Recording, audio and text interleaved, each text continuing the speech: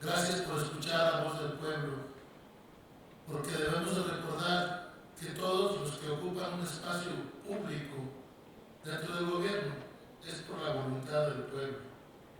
Y antes que nada tienen la obligación de escuchar. Y escuchar a las víctimas en este foro. Pero vemos que faltan muchos senadores. Ojalá hubiera más senadores comprometidos como quien está aquí con nosotros. Pero está todo quedando grabado para los senadores y diputados que no tuvieron el valor de venir a escuchar a las víctimas.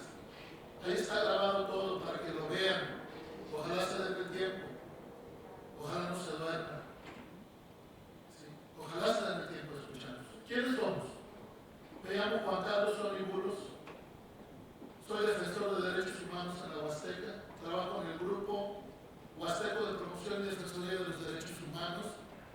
Tuvimos la oportunidad de trabajar en Guatemala para la Organización de las Naciones Unidas como defensores de derechos humanos en el proceso de paz del 98 al 2000. Cuando regresamos a la Huasteca, decidimos formar un grupo de derechos humanos ahí. El único, por cierto, señor senador, trabajando en esta región de nuestro México. Somos el único grupo de Defensoría de Derechos Humanos en esta región. Lo hacemos gratuitamente. A nosotros no nos apoya nadie. No tenemos el apoyo económico de ninguna institución, ni nacional ni extranjera, ni lo queremos. Estamos trabajando así a gusto, por amor a nuestra gente. ¿Qué pasó? ¿Y por qué estamos aquí? Nosotros sufrimos 3 allanamientos por parte de la Secretaría Marina Armada de México. El primero a la 1:30 de la tarde. Aquí están mis 3 compañeros que fuimos a prisión junto conmigo, compañeros defensores. Ahí está Bani, ahí está Quique, aquí está Edgar.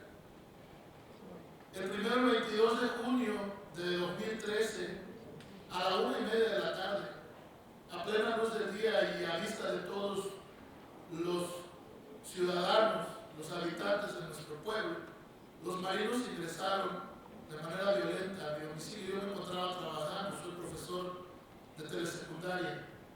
Me encontraba trabajando en ese momento y recibo una llamada de mi hermana y me dice: yo ya venía para la casa, no llegues, me dijo, se metieron los marinos a tu casa y están golpeando a las personas que están en tu casa. Se habían llevado a Quique, por un espacio de más de 2 horas lo estuvieron golpeando y después lo soltaron, preguntándole por mi persona. Esa noche yo no dormí en la casa. Decidí irme a dormir a casa de mi hermana. A las 2 de la mañana regresaron los señores, volvieron a abrir puertas, se metieron, saquearon todo lo que no se llevaron en el día y en la noche. Ellos preguntaban por mis computadoras, preguntaban por dónde estaban, dónde documentaba, dónde estaban las memorias donde yo documentaba los casos de derechos humanos. Se llevaron todo. Se llevaron televisiones, se llevaron objetos de valor. A las 2 de la madrugada regresan, no había nadie en la casa. Lo que no se robaron de día, se lo robaron de noche los señores. Después de ahí van y se meten a la casa de mi madre, una anciana de casi 80 años enferma de leucemia. Fueron y espantaron a mi pobre viejita preguntando por mí. Al siguiente día yo promuevo un amparo. Digo, bueno, ¿qué pasa? ¿Por qué me buscan? No había ninguna institución de justicia que reclamara nada contra mi persona. Doy parte a la Secretaría de Gobernación y pido ser incorporado al mecanismo de protección para personas defensoras de derechos humanos y periodistas. Ingreso al mecanismo desde el mes de julio de 2013. Yo me tuve que desplazar al estado de Hidalgo, me fui a esconder, dejé mi trabajo. En el mecanismo me dieron de alta. Los marinos negaron los hechos, dijeron que ellos no habían entrado a mi domicilio, que había delincuentes que usaban sus uniformes y que probablemente habían sido grupos de la delincuencia organizada utilizando uniformes de la Marina, cosa que era totalmente falso. Eran ellos con los vehículos oficiales de la Marina quienes en 3 ocasiones, incluyendo la casa de mi madre, ya habían allanado el domicilio. A mí me da seguridad el haber ingresado al mecanismo y me quedo tranquilo. Me dicen: esto no vuelve a pasar. Sabrá Dios quién fue un un mal momento que usted vio, pero despreocúpese, usted está bajo la protección del mecanismo de Segov. Y me regreso a mi domicilio, me acompaña la Policía Federal. El día 9 de noviembre a las 4:15 de la mañana oigo que están tumbando las puertas y me despierto sobresaltado. Quiero activar un botón de pánico y ya está un marino apuntándome por la ventana y me dice: si tocas ese celular, te pego un tiro. Ya otros estaban entrando, se meten, nos amarran, al compañero profesor de inglés y defensor también, nos amarran, nos golpean, nos llevan a una bodega y donde nos estuvieron torturando por espacio de horas, nos hicieron agarrar con los ojos vendados bolsitas con droga. Junta lo que está en el piso, nos decía. Señor, que es cállate el hocico, junta lo que está en el piso, porque te voy a seguir madreando si no lo juntas. A mí me pusieron un fierro en las manos que yo supongo que era un arma. Me decían: te vamos a checar las pulsaciones. Este gordito le va a dar un infarto.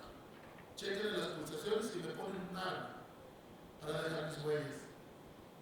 Cuando nos quitan la vela, estábamos en la Procuraduría General de la República de San Luis Potosí, con armas, drogas y cartuchos. Y nos meten, como el compañero, al penal de Tepic, donde tuvimos la desgracia de conocernos en esas circunstancias. Por 1 año y 4 meses estuvimos presos, injustamente. Durante todo el periodo de prueba se fueron desahogando todas las mentiras de estos señores, se les fue cayendo uno por uno el teatro. ¿Por qué? Porque mi hermana hizo una llamada de auxilio al 066 a las 4:35 de la mañana. Porque otro de mis hermanos corrió a ver al ejército diciéndole que se había metido gente armada. Y no con gusto, casi obligados, tuvieron que declarar que efectivamente ellos habían estado en mi casa a las 5:55 y vieron puertas tiradas, puertas rotas y cómo nos habían sacado. Los marinos decían que nos habían agarrado a las 6:30. Se les fue cayendo toda la mentira. Tuvimos una sentencia absolutoria. Hay una recomendación de la CNDH, estamos inscritos en el RENAL, en el SEA, pero señor senador, no han hecho nada. Hay elementos suficientes para llevar a los marinos a la cárcel. Ahí está firmado su parte informativo. El juez dijo: me queda claro que ingresaron al domicilio de manera arbitraria, sin que mediara orden judicial de por medio. Está todo claro, pero los señores siguen activos, siguen cobrando de nuestros impuestos, siguen ahí en las calles. Querer aprobar esta ley es una aberración para la nación. En todos lados, a lo largo y ancho del mundo, está comprobado que militarizar a un país es lo peor que se puede hacer. No se puede reprimir violencia con violencia. Y además, esto iniciaron una guerra mexicanos contra mexicanos. Esta guerra que Calderón destapó y que no han podido parar. Yo creo que la solución es fortalecer a las instituciones civiles. Por nada del mundo debemos de permitir. ¿O a qué le temen? ¿Por qué quieren reprimir a la sociedad de esta manera? ¿Cuál es el temor? ¿Por qué dice ahí en esta ley que hasta manifestaciones que no sean violentas van a poder reprimir? ¿Dónde queda nuestra libertad de manifestarnos? ¿Por qué tantos millones de pesos para comprar armas? ¿Por qué no invertirlos en educación, en salud? Quisiéramos hablar, tenemos el tiempo por medido, porque debemos de respetar el tiempo de los demás compañeros.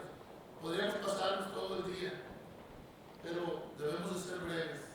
Creo que los legisladores deben analizar las consecuencias, que escuchen las voces de las víctimas, porque es muy difícil que un militar venga a golpear a un diputado o a un senador, pero nosotros, la ciudadanía, estamos viviendo las consecuencias.